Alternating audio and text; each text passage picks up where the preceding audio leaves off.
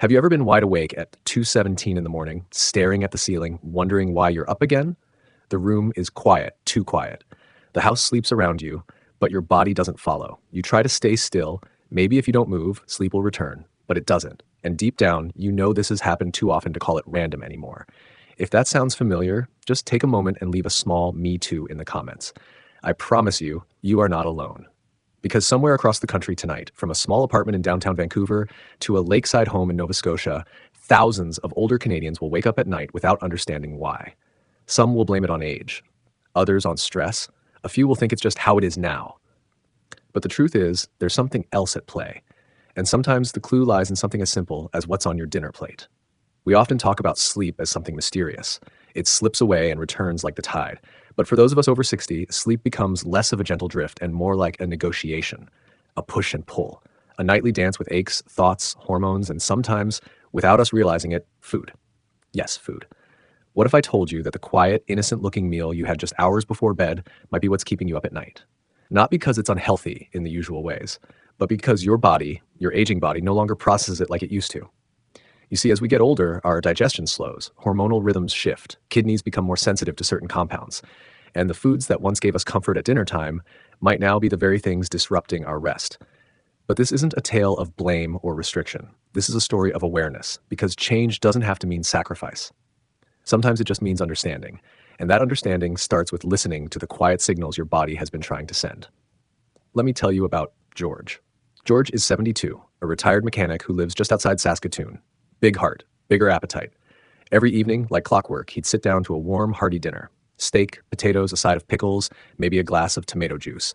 It reminded him of his youth, farm suppers with his parents, long winters warmed by simple, savory meals. But in the past year, George began waking at night, not once or twice, but 3, 4 times, sometimes to pee, sometimes just with a vague sense of discomfort. He tried everything, drinking less water at night, getting a better mattress, even playing soft radio while he slept. Nothing worked. Until one evening, his daughter, who happened to be a nurse, visited for dinner. She looked at his plate and gently said, "Dad, do you know how much sodium is in this meal?" At first, he brushed it off. "It's just how I've always eaten." But she explained something quietly that made him pause. As we age, our kidneys don't handle salt the same way.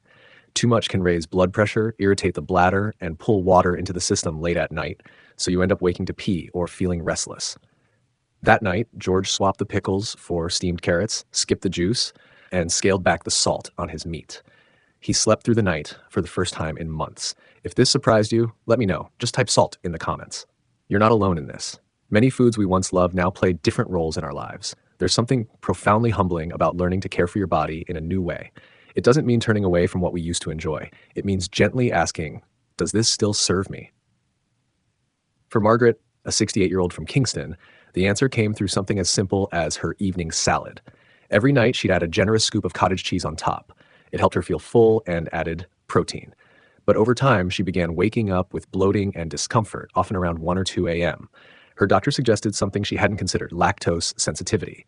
Turns out many people become more lactose intolerant as they age. The body stops producing as much lactase, the enzyme that breaks down dairy sugars.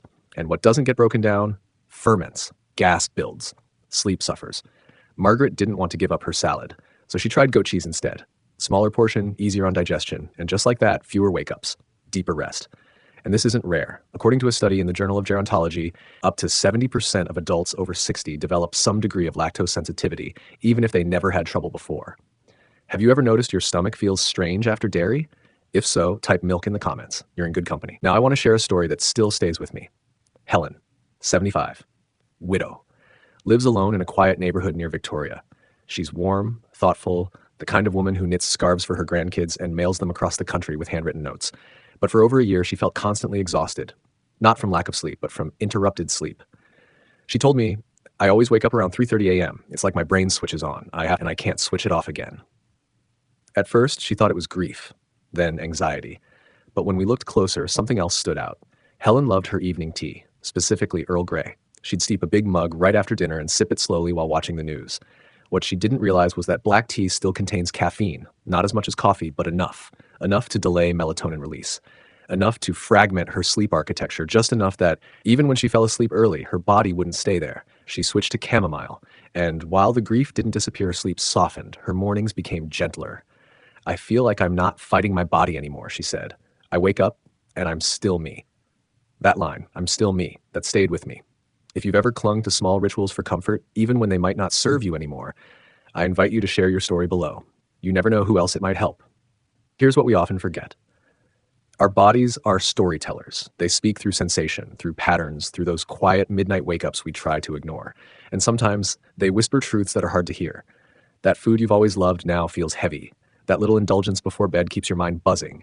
That glass of wine, it soothes at first, but fragments your REM sleep later. But just because something changes doesn't mean the joy has to end. For every food that no longer serves, there's another that heals. Instead of heavy sauces, warm broths. Instead of caffeine, a touch of valerian root or lemon balm. Instead of wine, perhaps tart cherry juice, proven in studies to increase melatonin naturally in older adults.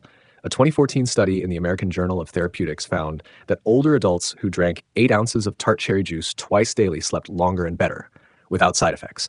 Food can lull us, comfort us, or wake us up at 3 a.m., but it's also one of the few tools we still have complete control over. So I gently ask you, what did you eat for dinner tonight? And how did you sleep?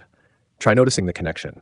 Not with guilt, but with curiosity. Because you deserve rest. You deserve a body that lets you stay asleep through the dark and wake gently with the sun. I remember a retired teacher who once told me something I'll never forget. Her name was Clara. She said, "You spend the first half of life building, speeding forward, proving things, and the second half, you learn to listen, to slow, to receive." That wisdom echoes in every story shared today.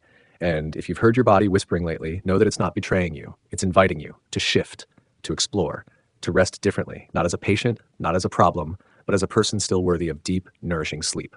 So tonight, maybe swap the cheese for avocado, the salty meat for roasted vegetables, the tea for something gentle, just for a week. Watch what happens.